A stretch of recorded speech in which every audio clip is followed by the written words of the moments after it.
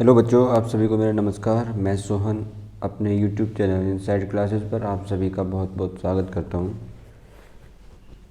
बच्चों, अभी हम रियल नंबर्स पढ़ रहे थे। Real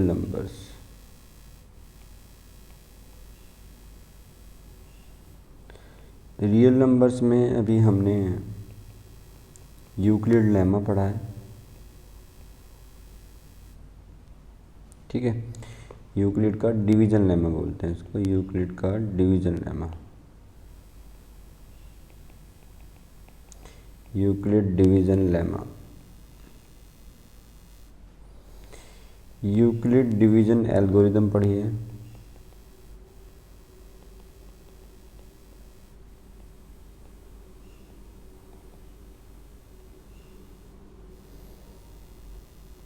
for HCF, highest common factor निकालने के लिए। ठीक है, रियल नंबर का जो बेसिक है वो हम पिछली क्लास में पढ़ चुके हैं। एक बार मैं आपको थोड़ा रिकैप करा देता हूँ। रियल नंबर में कौन क्या क्या आता है बच्चों?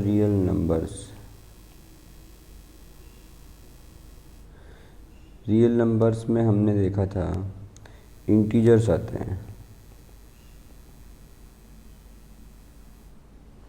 और डेसिमल नंबर्स आते हैं।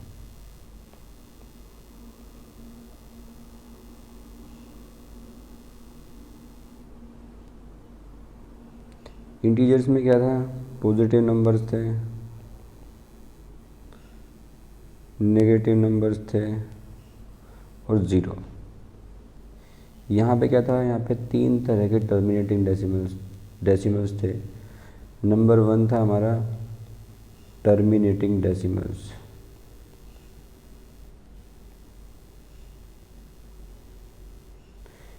एक था टर्मिनेटिंग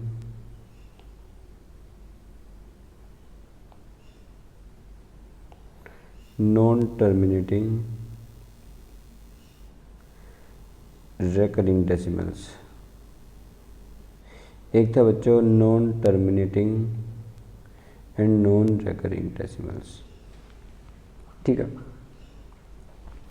तो पॉजिटिव इंटीजर्स को हम P/Q की फॉर्म में लिख सकते हैं, नेगेटिव इंटीजर्स को भी P/Q की फॉर्म में लिख सकते हैं और ज़ीरो को भी हम P/Q की फॉर्म में लिख सकते हैं। जैसे ज़ीरो कैसे लिखेंगे? 0/1। ठीक है, नेक्स्ट टर्मिनेटिंग डेसिमल्स को हमने सीखा है पढ़ना, हमने लिखना सीखा है टर्मिनेटिंग डेसिमल्स को कैसे हम उनको फ्रैक्शंस में या P/Q की फॉर्म में लिख सकते हैं। नॉन टर्मिनेटिंग रेकरिंग डेसिमल्स को भी हमने लिखना सीखा है कि उसको कैसे रेकरिंग डेसिमल्स के रूप में लिख सकते हैं। एंड नॉन रेकरिंग डेसिमल्स, इनको हम P/Q की फॉर्म में नहीं लिख सकते बच्चों। ठीक है, तो अब हम रियल नंबर को एक तरह से अगर और सेग्रीगेट करें, रियल नंबर्स को हम एक तरह से और सेग्रीगेट कर दें, जैसे जितने भी नंबर्स को हम P/Q की फॉर्म में लिख सकते हैं उनको हम बोलते हैं रेशनल नंबर्स। ये क्या है बच्चों? ये हैं रेशनल नंबर्स जिनको हम P/Q की फॉर्म में लिख सकते हैं, where P and Q are integers and Q not is equal to 0। और दूसरा जिसको हम P/Q की फॉर्म में नहीं लिख सकते हैं, इसको बोलते हैं हम इरेशनल नंबर्स। इरेशनल नंबर्स, इनको हम P/Q की फॉर्म में नहीं लिख पाते हैं बच्चों। ठीक है, एग्जाम्पल देख लेते हैं। एग्जाम्पल 2, 3, 4 जितने भी इंटीजर्स हैं वो सब हमारे P/Q की फॉर्म में लिखे जा सकते हैं, इसलिए उनको हम बोलते हैं रेशनल नंबर्स। 1.5 को भी हम रेशनल नंबर बोल सकते हैं क्योंकि इसको हम P/Q की फॉर्म में लिख सकते हैं। देखिए अपॉन 10 हो जाएगा, 5 3 15 एंड 5 2 10, ही हो गया 3/2। लेकिन इरेशनल नंबर्स को हम पी अपॉन क्यू की फॉर्म में नहीं लिख पाएंगे। इसके एग्जांपल्स हैं जैसे पाई, √2, √3, √2 + √3, ये सब क्या हैं, हमारे इरेशनल नंबर के एग्जांपल्स हैं। अब जो हमारे एग्ज़ाम में क्वेश्चन आता है वो क्वेश्चन ऐसे आते हैं कि जैसे वो दे देगा कि prove that √2 is an irrational number. वो बोलेगा कि √2 है, प्रूव करो कि ये इरेशनल नंबर है। ठीक है, तो इसको करने से पहले मैं आपसे एक बात पूछता हूँ। एक होती है हमारी fundamental theory of arithmetic, fundamental theory of arithmetic.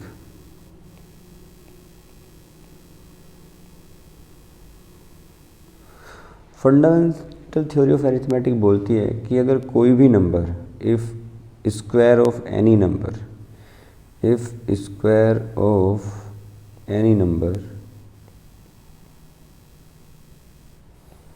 is divisible by a prime number, then the number itself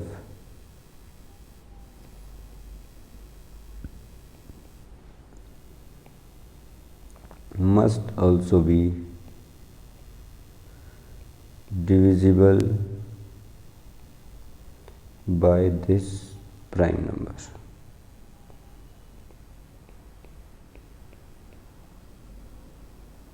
इसका मीनिंग देखो बच्चों, हम ऐसे समझते हैं कि मान लिया कोई एक नंबर है, कोई भी नंबर ले लेते हैं, मान लिया 6 हम ले लें। ठीक है, अब वो कह रहा है कि अगर हम 6 का स्क्वायर निकालें और ये किसी प्राइम नंबर से डिविजिबल है, मान लिया ये किसी से डिविजिबल है, प्राइम नंबर ले लेते हैं हम 3, मान लिया इससे डिविजिबल है, तो कह रहा है कि ये नंबर खुद भी इससे डिविजिबल होगा। देखिए क्या 6 3 से डिविजिबल है ना। तो यहाँ पर वो यही बोल रहा है कि अगर कोई नंबर, और दूसरा नंबर कोई भी ले लीजिए, 13 का स्क्वायर ले लीजिए, चलो 13 तो खुद एक प्राइम नंबर है। आप 14 का स्क्वायर ले लीजिए, ठीक है, और वो बोल रहा है कि 14 का स्क्वायर जो है ना 7 से डिविजिबल है। 7 एक प्राइम नंबर है हमारा, तो अगर 14 का स्क्वायर 7 से डिविजिबल है तो 14 भी 7 से डिविजिबल होगा। फंडामेंटल थ्योरी ऑफ अरिथमेटिक हमें ये ही बताती है। ठीक है, चलिए हम इसको ऐसे बोल सकते हैं, अगर कोई नंबर a है, अगर हम उसका स्क्वायर निकालें और वो स्क्वायर किसी प्राइम नंबर p से डिविजिबल है, तो हम कहेंगे कि a is also divisible by p। हमें क्या दिया हुआ है इसमें, हमें ये दिया हुआ है कि a कोई एक नंबर है, उसका square a square is divisible by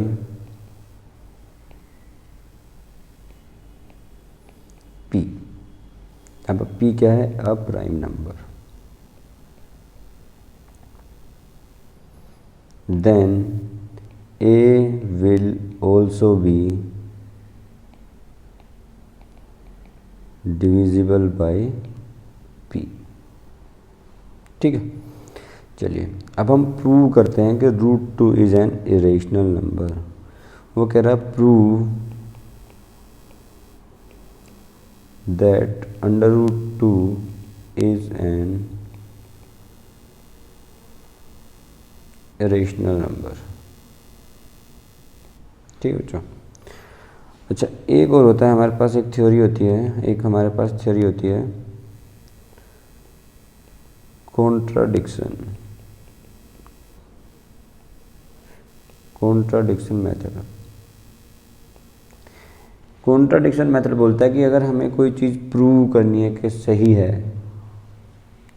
ठीक है, तो उसका उल्टा हम मान लेते हैं। अगर हमें प्रूव करना है कि √2 इरेशनल नंबर है, तो हम मान लेंगे √2 रेशनल नंबर है। तो आगे जाकर कोई एक ऐसा स्टेटमेंट आएगा जो फर्स्ट स्टेटमेंट को गलत प्रूव कर रहा होगा। ठीक है, अगर मैं मान लूँ, मैं कोई एक स्टेटमेंट ले लेता हूँ, वो कह रहा है कि √2 को इरेशनल नंबर मुझे प्रूव करना है, इसको प्रूव करना है कि ये इरेशनल नंबर है। ठीक है, तो मैं क्या करूँगा, मैं इसे शुरू में ही मान लूँगा कि ये रेशनल नंबर है, और इसको मानने से आगे जाकर जो कुछ रिजल्ट्स आएंगे वो इस स्टेटमेंट को कॉन्ट्राडिक्ट कर रहे होंगे, यानी कि इस स्टेटमेंट को गलत साबित कर रहे होंगे।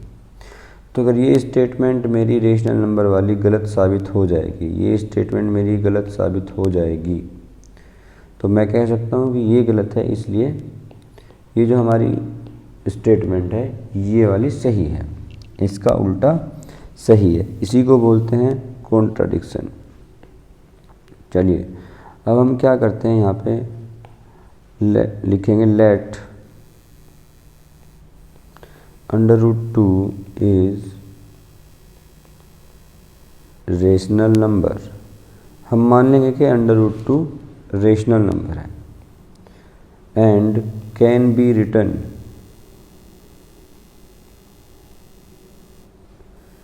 as P/Q, where P and Q are co-prime numbers। Means coprime numbers का मीनिंग क्या है कि इन दोनों का P और Q का HCF 1 है, i.e. the HCF of P and Q is 1, यानी कि इन दोनों में कोई प्राइम नंबर कॉमन नहीं है केवल 1 के सिवाय। ठीक है, जो हमारी प्रॉपर फ्रैक्शन होती है बच्चों, जैसे मान लीजिए 10/12 लिखा हुआ है, 10/12 लिखा हुआ है, तो इसको अगर हम प्रॉपरली लिखेंगे तो उसमें क्या होता है कि इन दोनों का HCF केवल 1 आना चाहिए। तो इसको आगे हम और सोल्व करेंगे, सिंपलेस्ट फॉर्म में हम लिखते हैं, तो 2 5 10 एंड 2 6 12, तो 5/6 ये हमारा करेक्ट फॉर्म होती है।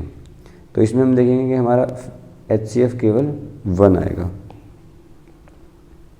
ठीक है बच्चों, तो हमने यही लिखा है कि √2 एक रेशनल नंबर है जिसको हम P/Q की फॉर्म में लिख सकते हैं, and P and Q are coprime numbers, यानी कि इनका HCF 1 है। ठीक है, तो लिखते हैं हम √2 इज इक्वल टू है P/Q। अब मैं क्या करूँगा, इसको लिखूँगा P is equal to √2Q, ये यहाँ पे चला जाएगा। अब मैं अगर इनकी स्क्वायर करूँ, स्क्वायरिंग बोथ साइड्स, अगर मैं इनका स्क्वायर करूँ दोनों ओर, squaring both sides,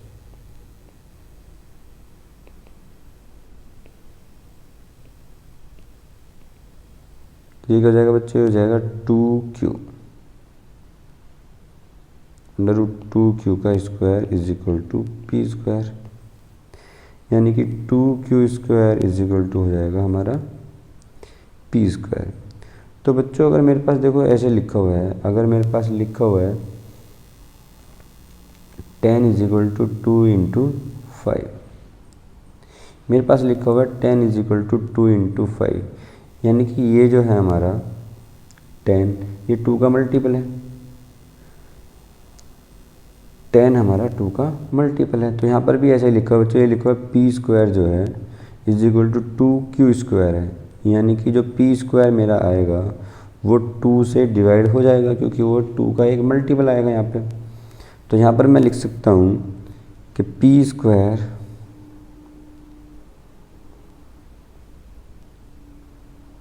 is divisible by 2। जो P स्क्वायर की वैल्यू आएगी बच्चों वो 2 से डिवाइड हो जाएगी, hence we can say that P is also divisible by 2। ये अभी हमने लिखा था कि अगर P स्क्वायर डिविजिबल बाई 2 है तो P भी तो डिविजिबल बाई 2 होगा, हमने अभी ये पढ़ा था फंडामेंटल थ्योरम ऑफ अरिथमेटिक में, फंडामेंटल थ्योरम ऑफ अरिथमेटिक में हमने पढ़ा था कि अगर किसी भी नंबर का स्क्वायर किसी प्राइम नंबर से डिविजिबल है तो उसका वो नंबर खुद यानी कि p भी डिविजिबल होगा 2 से। ठीक है, नेक्स्ट करते हैं। तो अगर p q से डिविजिबल है तो अगर मैं p को लिख सकता हूँ 2m। ठीक है, p अगर q से p अगर 2 से डिविजिबल है तो मैं p को 2m लिख सकता हूँ। तो ये हो जाएगा हमारा 2m का square is equal to 2q square. ठीक है बच्चों, अब क्या होगा, ये हो जाएगा 4m square is equal to 2q square. q square से अगर ये 2 इधर जाएगा तो ये अपोन में जाएगा 4/2m स्क्वायर हो जाएगा। हमारे पास बचेगा q square is equal to 2m square. तो बच्चों q स्क्वायर की जो भी वैल्यू आएगी वो 2 का मल्टीपल होगी। तो हम यहाँ पे बोल सकते हैं कि q square is divisible by 2। So q is also divisible by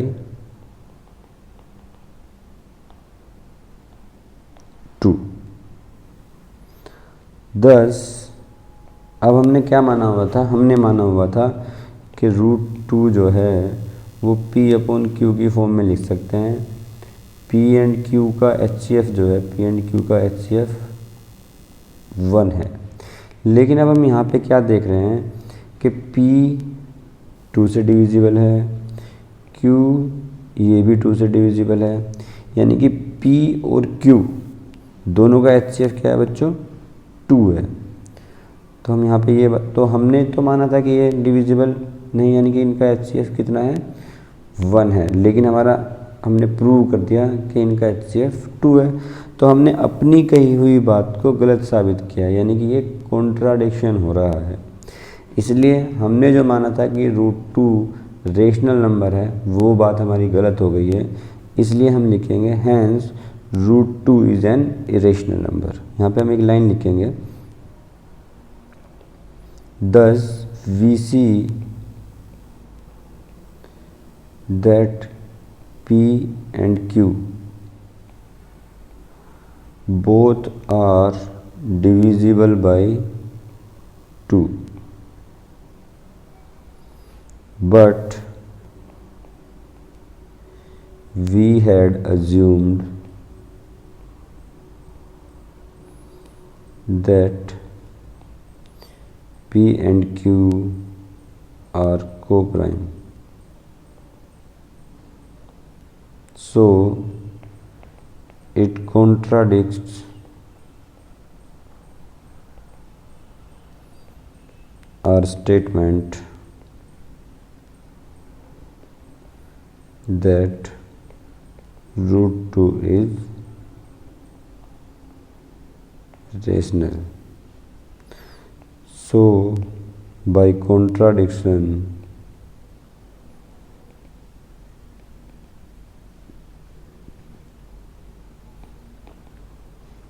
√2 is irrational number. √2 is irrational number। ठीक है बच्चों, तो ये बहुत ही इम्पोर्टेंट क्वेश्चन था, आप इसको सही से प्रैक्टिस कीजिए। हम आगे एक क्वेश्चन और करेंगे जिसमें हम प्रूव कर रहे होंगे कि √3 इज़ इरेशनल। आप पहले वीडियो पॉज करके √2 इरेशनल है इसको हमने कैसे प्रूव किया है इसका आप सॉल्यूशन देखिए, फिर हम √3 को प्रूव करेंगे कि √3 is also an irrational number. आइए प्यारे बच्चों, अब हम नेक्स्ट एक क्वेश्चन सोल्व करते हैं। प्रूव दैट √3 इज़, प्रूव करना है, प्रूव दैट √3 इज़ इरेशनल। अब हमें ये प्रूव करना है, ठीक है। देखिए बच्चों, ये बहुत ही इजी क्वेश्चंस है, इसमें बस हमें एक बात समझनी है। इसमें हमें ये समझना है कि if square of a number is divisible by some prime number, जैसे कि a स्क्वायर का प्राइम नंबर a स्क्वायर अगर p से डिवाइड हो सकता है, जहाँ पर p एक प्राइम नंबर है, तो a भी p से डिवाइड हो सकता है। ठीक है, हमें ये सोचना है, तो हमें ये समझना है। तो दूसरा ये समझना है कि कॉन्ट्राडिक्शन क्या होता है। कॉन्ट्राडिक्शन ये होता है कि मान लिया मैंने एक बात मान ली कि दिस इज़, अब मुझे प्रूव करना है कि ये a है। ठीक है, तो मैं शुरू में क्या करूँगा कि मैं इसको b मान लूँगा, कि हमें मान लूँगा कि ये a नहीं है। आगे हम इसकी हेल्प से जो भी आगे प्रोसीजर करेंगे, उसमें कहीं ना कहीं आके ये वाली जो स्टेटमेंट है, ये गलत सिद्ध हो रही होगी, गलत प्रूव हो रही होगी, इसको कॉन्ट्राडिक्ट कर रही होगी, इसीलिए इसको बोलते हैं कॉन्ट्राडिक्शन। तो जब ये इसको गलत बता देगी तो उसका मतलब ये है कि ये सही है। ठीक है, आइए अब हम इसमें सबसे पहले क्या करेंगे, हम लिखेंगे लेट √3 इज रेशनल। ठीक है, हमने इसका उल्टा, हमने इसका ऑपोजिट एज्यूम कर लिया कि ये सही है। ठीक है, हमने बोल दिया कि √3 is a rational number which can be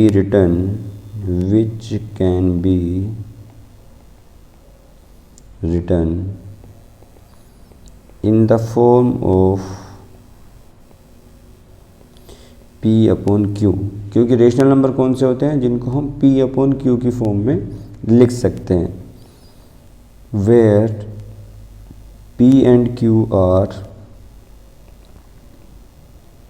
integers and q not is equal to 0.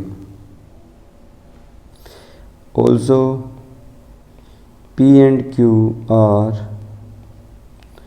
co-prime numbers। ये दोनों को प्राइम है। को प्राइम का मीनिंग क्या होता है कि इन दोनों का HCF क्या है, 1 है। ठीक है, चलिए अब हम क्या करते हैं, √3 को लिखेंगे p अपॉन q की फॉर्म में। ठीक है बच्चों, p अपॉन q की फॉर्म में।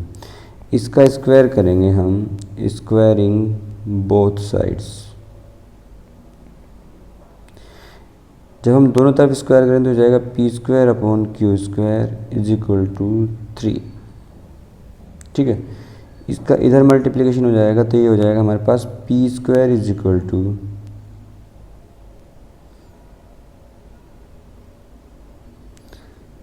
3q²।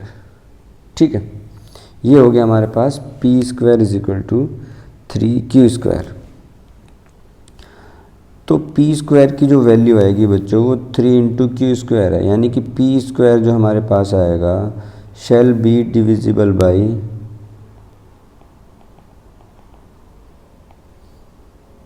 3। p² shall be divisible by 3। तो अभी हमने बोला था कि अगर कोई भी नंबर का स्क्वायर किसी प्राइम नंबर से डिविजिबल है तो वो नंबर खुद भी उस प्राइम नंबर से डिविजिबल होगा। सो p is also divisible by 3। सो तो लिखेंगे 10 वी कैन राइट p²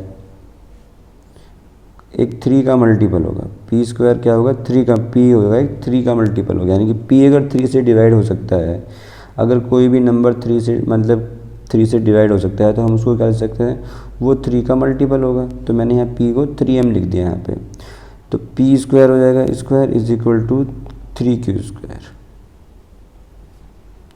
ये हो जाएगा बच्चों 9m² is equal to 3q²। तो यहाँ पर ये आ जाएगा 9m² अपॉन 3, यानी कि अब हमारे पास आ गया q² is equal to 3m²। यहाँ पे हम देख रहे हैं कि q² is equal to 3m² है, यानी कि q² क्या है, q² इज डिविजिबल बाई 3। तो अगर q² डिविजिबल बाई 3 है तो q भी डिविजिबल बाई 3 होगा। hence q is also divisible by 3. Thus we find out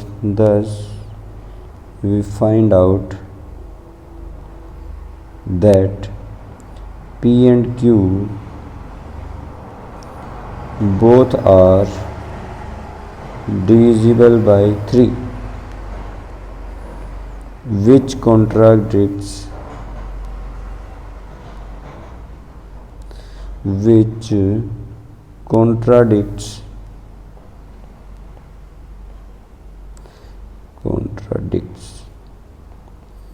our first statement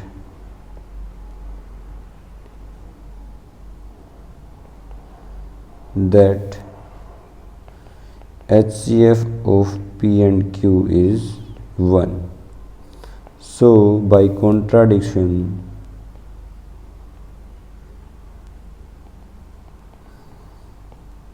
we prove that √3 is irrational. ठीक है बच्चों, तो अब हम 2 क्वेश्चन कर सके। हमने √3 प्रूव कर दिया है कि इरेशनल होता है, √2 को भी हम प्रूव कर चुके हैं कि ये भी इरेशनल होता है। ऐसे ही बाकी क्वेश्चंस आप अपनी बुक में से देखकर आप खुद करने की कोशिश कीजिए। फिर भी आपको कोई प्रॉब्लम होती है तो आप मुझसे पूछिए। बच्चों ये क्वेश्चंस बहुत इम्पोर्टेंट हैं, एग्ज़ाम्स में आते ही आते हैं, तो प्लीज़ इनको आप छोड़िए मत, इनको आप समझ के और सही से कीजिए। आपको कोई प्रॉब्लम आती है तो आप कभी भी मेरे नंबर पर मैसेज डाल सकते हैं, मैं आपको ये और अच्छे से बताने की कोशिश कर दूँगा। ये वीडियो देखने के लिए आप सभी का बहुत बहुत धन्यवाद। अगर आपको ये वीडियो अच्छी लगी तो प्लीज़ अपने दोस्तों के साथ भी शेयर कीजिए और मेरा चैनल इनसाइड क्लासेस आप सब्सक्राइब कीजिए। Thank you so much, thank you for watching.